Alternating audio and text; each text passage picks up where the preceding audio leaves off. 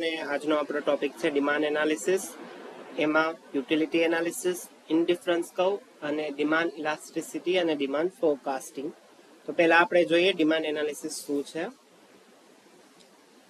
પહેલા આપણે ડેફિનેશન જોઈએ. Demand analysis is essentially a research process conducted by businesses to understand how much interest there is for a particular product or service.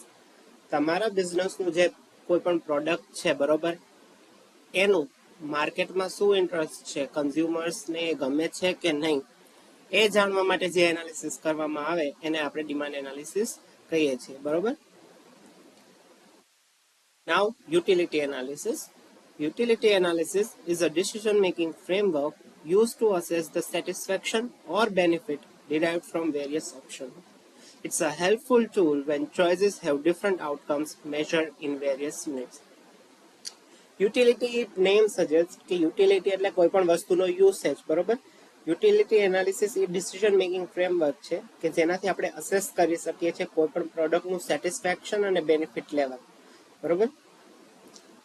આ એક એવું tool છે કે જ્યારે તમારે ડિફરન્ટ આઉટકમ્સ મેજર કરવાના હોય તમારા પ્રોડક્ટના કે યુનિટ્સના, ત્યારે તમને આ કામ આવે છે, utility analysis. Now, third point is indifference curve.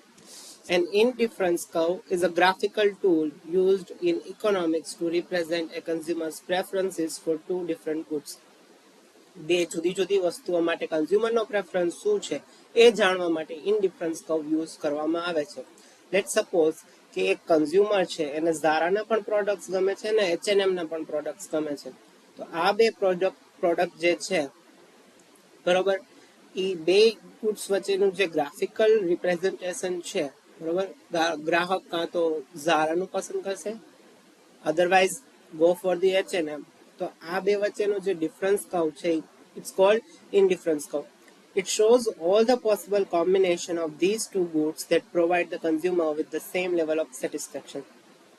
Same level of satisfaction આપશે ઝારાના કપડા પહેરો કે H&M, બરોબર, અને યુટિલિટી પણ સેમ જ છે. તો આ જે ઇનડિફરન્સ કર્વ છે બે સેમ પ્રોડક્ટના વચ્ચેનો ડિફરન્સ જે કન્ઝ્યુમર ને ફેસ કરવાનો હોય છે એનું મેજર કરે છે. અથવા તો ડિફરન્સ પોઈન્ટ હોઈ શકે છે. સપોઝ કે પ્રાઇસ છે, પછી અવેલેબિલિટી છે, પછી ક્વોલિટી છે. બરોબર. Now, elasticity of demand. Elasticity of demand, specifically price elasticity of demand, measures how responsive the quantity demanded of a good or a service is to a change in its price. Price elasticity demand છે એ major કરે છે કે quantity ડિમાન્ડમાં જો કંઈ change આવે તો એની પ્રાઇસમાં શું change આવશે. બરોબર. In other words, it shows how much people will buy of something if the price goes up or down. બરોબર. કોઈ પણ પ્રોડક્ટના પ્રાઇસ જે છે એ અપ થશે કે ડાઉન થશે તો કન્ઝ્યુમર કેટલું ખરીદશે.